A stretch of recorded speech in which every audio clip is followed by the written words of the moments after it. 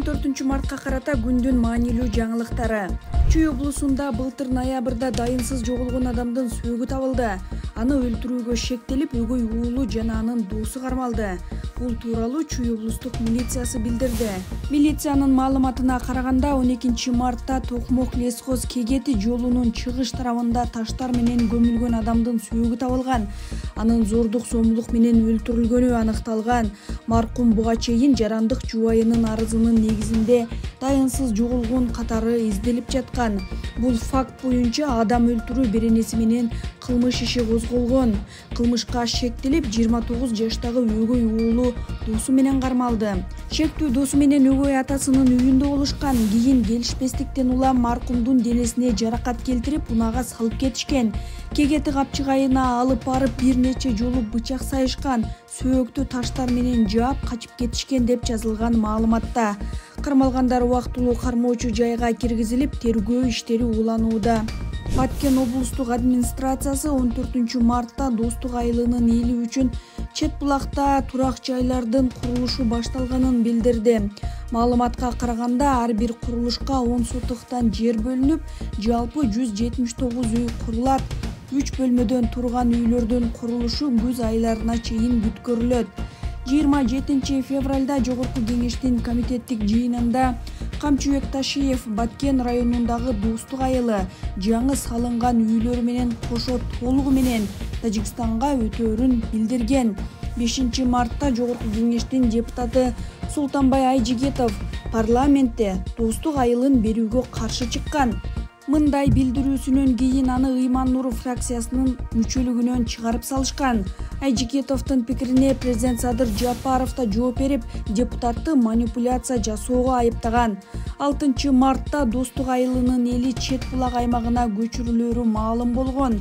Анда облустук администрациядан ар бир үй ээси үчүн 5 сотук жер тилкесине мамлекет тарабынан 71 турак үй курулат деп билдиришкен.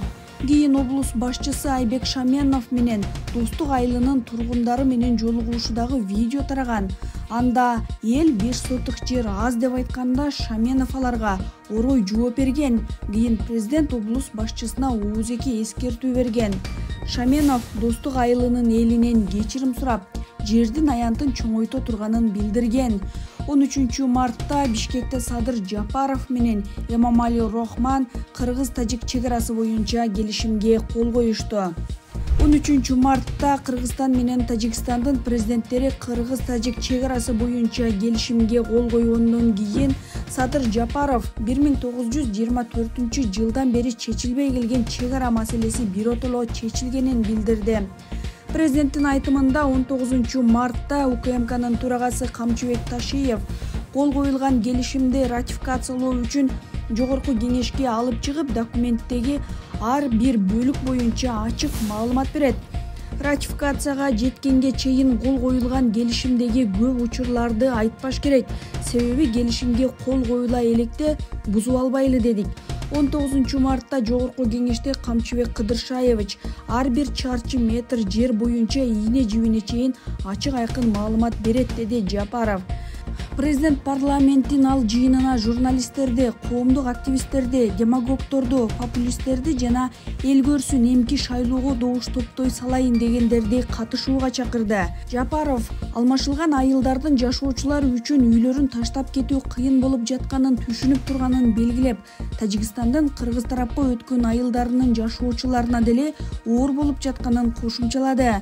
Президенттин айтымында, мамлекет үйлөрү алмашылган жарандарды көңүл сыртында калтырбай, азыркы турак жайларынан алда канча жакшы шарттар менен жаңы заманбап үйлөрдү салып берет. Өкмөттүк делегациялардын башчылары бүгүнкү күнгө чейин макулдашылган кыргыз-тажик чегарасы боюнча келишимди жана карталарды коомчулукка көрсөтө элек. УКМКнын төрагасы Камчыбек Ташиев парламенттин 27 февралындагы жыйынында Кыргызстан менен Тажикстан кайсы тилкелерди алмашканын гана айтып берген. Анда башка тилкелер менен катар Баткен районундагы Достук айылы тажик тарапка өтөөрү белгилүү болгон. 5-мартта парламентте сүйлөгөн депутат Султанбай Айжигитов достук айылынын Тажикстанга берилишине каршы экенин айтып, документке кол коюлгандан кийин коңшулар Варух анклавына коридор алаарын белгилеген. Бул билдирүүсүнөн кийин ал Ыйман-Нур фракциясынан чыгарылган. Кыргыз-тажик чек арасынын жалпы узундугу 972 чакырымды түзөт. Бирок чек арадагы такталбаган аймактардан улам маал-маалы менен кагылышуулар болуп келген. Эң акыркы ири куралдуу жаңжал 2022 жылы сентябрдын ортосунда болгон. Анда эки тараптан тең 100дөн ашык киши өлгөн. УКМК WhatsApp тайпасынын администраторун массалык башаламандыкка шектеп кармап, тергөө абагына камакка алды. Ал мессенджерлерде топ түзүп, коомдук саясий кырдаалды дестабилдештирүүгө чакырган деп айыпталууда. Ал элге акыйкат керек, айта берем, кайта берем. Кыргыз коому саясий талкуу, ой пикир.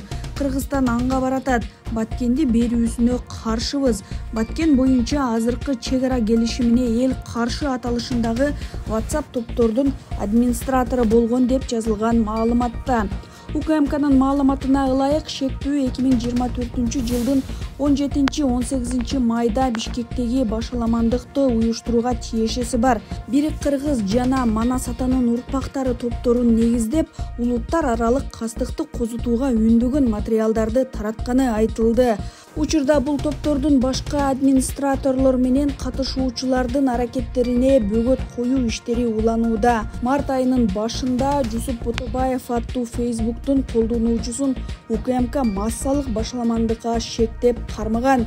2024 жылы клубтун журналисттери изилдөө жүргүзүп, бийлик жарандарга массалык башаламандык беренеси боюнча туруктуу түрдө кылмыш ишин козгоп келгенин аныкташкан. Мындай айыптоого журналисттер, активисттер, укук коргоочулар, саясатчылар эле эмес, өз пикирин билдирген карапайым жарандар да кабылган.